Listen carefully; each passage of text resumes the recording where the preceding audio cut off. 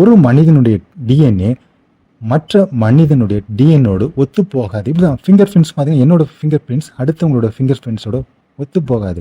Irish கருவிழி அதுவும் ஒரு மனிதனுக்கும் அடுத்த மனிதனுக்கும் ஒத்து போகல. சில நேரங்களில் என்ன பண்ணுறோம் தெரியுமா, நம்மளுக்கு இருக்கிற டேலண்டையோ திறமையோ தனி சிறப்புகளே விட்டு விட்டு அடுத்தவர்களோடு நாம் ஒப்பிட்டு பார்க்கிற நிலைக்கு தள்ளப்படுகிறோம்.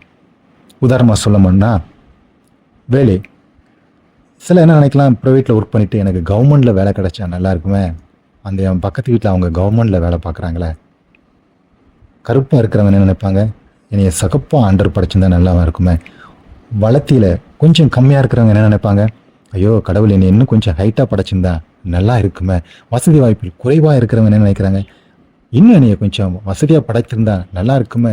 இப்படி அடுத்தவரோடு ஒப்பிட்டு பார்க்கிற நிலைக்கு மனிதன் தள்ளப்படுகிறான். இப்படி தள்ளப்படும்போது என்ன நடக்கும், ரெண்டே விஷயம் தான் நடக்கும். ஒன்று, தாழ்வு மனப்பான்மை.